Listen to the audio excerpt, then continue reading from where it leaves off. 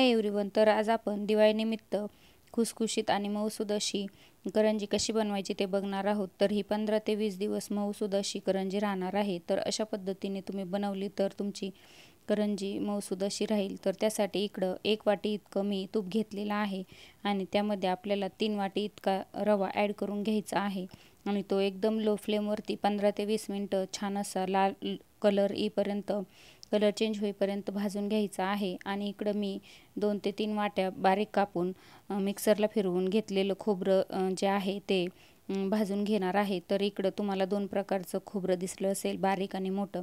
तर इकडं बारीक करून घेतलेलं खोबरं जे आहे ते आपल्याला व्यवस्थित असं चाळून घ्यायचं आहे आणि जे बारकं खोबरं असेल ते एकदा भाजून घ्यायचं आहे तूप टाकून आणि जे मोठं असेल ते वेगळं भाजायचं आहे आणि त्यानंतर जे मोठं खोबरं राहिलं असेल तर ते परत एकदा मिक्सरला इकडं आपण फिरवून घेणार आहोत। तर इकडं मी सगळं खोबरं मिक्सरला फिरवून घेतलेलं आहे। तर इकडं ते सगळं खोबरं जे होतं ते 3 कप इतकं भरलेलं आहे। तर इकडे तुम्ही वाटीचे प्रमाण घेऊ शकता। तर हे सगळं व्यवस्थित असं आपल्याला मोजून घ्यायचं आहे आणि जो आपण रवा भाजलेला होता तोही आपण 3 कप घेतलेला आहे।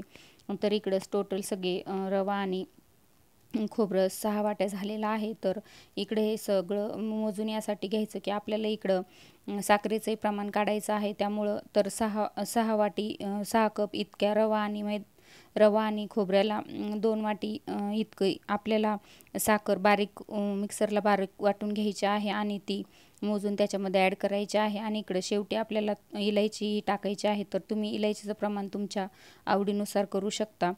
तर इकडं व्यवस्थित असं सगळं टाकल्यानंतर आपल्याला व्यवस्थित मिक्स करून घ्यायचं आहे आणि तुम्हाला करंजी जेव्हा बनवायची असेल त्याच्या 1 ते 2 दिवस अगोदर तुम्हाला भाकूर तयार करून ठेवायचा आहे, म्हणजे तो छान असा मुरतो।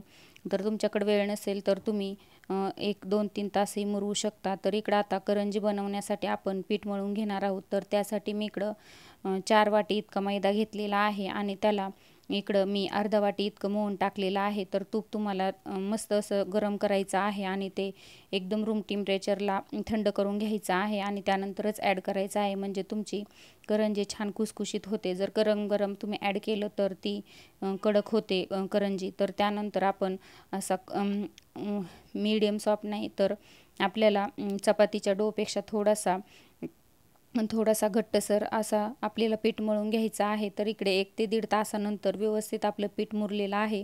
त्यानंतर व्यवस्थित आपल्याला ते परत एकदा मळून घ्यायचं आहे आणि सॉफ्ट बनवून घ्यायचं आहे।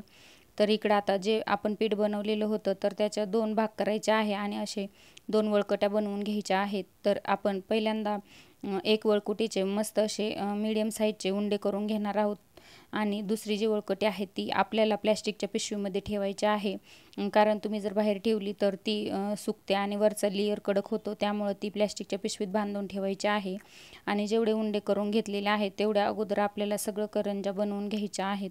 तर इकडं उंडा घ्यायचा आहे आणि त्यानंतर आपल्याला असं पातळसर पुरी लाटतो त्याच्यापेक्षा थोडंसं पातळ आपल्याला लाटून घ्यायचं आहे आणि इकडं आपण साच्याच्या साहाय्याने करंज्या बनवून घेणार आहोत, म्हणजे त्या सगळ्या एकसारख्या होतात आणि साच्याने पटपटही होतात। जर तुम्हाला हाताने बनवायचे असेल तर तुम्ही हाताने बनवू शकता किंवा साच्याने बनवायचे असेल तर साच्याने बनवू शकता। साच्याने सोप्या जातात आणि एकसारखे दिसतात दिसायला।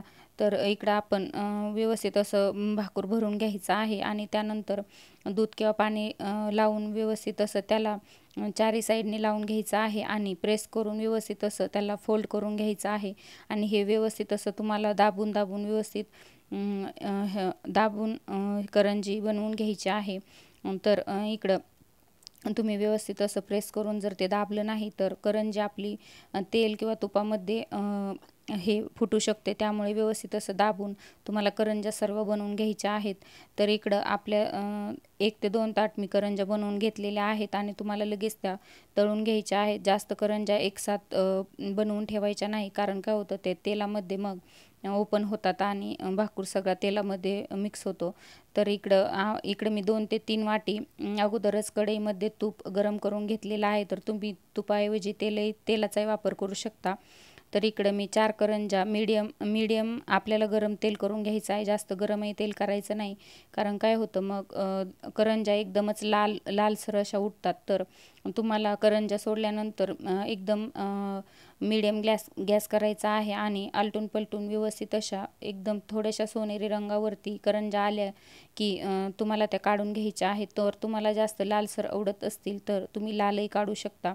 तर इकडे मी मीडियम असा सोनेरी कलर येऊन दिलेला आहे आणि सगळ्या करंजा आपण अशाच तळून घेणार आहोत. तर तुम्ही जास्त गरम तेल जर झालं तर एकदम तुम्हाला लो फ्लेम करायचे आहे आणि त्यानंतरच करंजा त्याच्यामध्ये सोडायच्या आहेत, म्हणजे त्या जास्त लालसर होत नाहीत. तर इकडं मीडियम असा सोनेरी कलर आला की तुम्हाला करंजा काढून घ्यायच्या आहेत.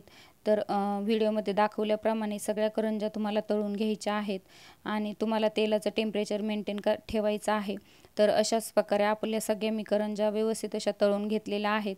तर तुम्हाला करंज्यांची रेसिपी कशी वाटली हे मला कमेंटमध्ये नक्की कळवा आणि चला असेच नवीन रेसिपी घेऊन भेटूया नवीन ब्लॉगमध्ये. बाय.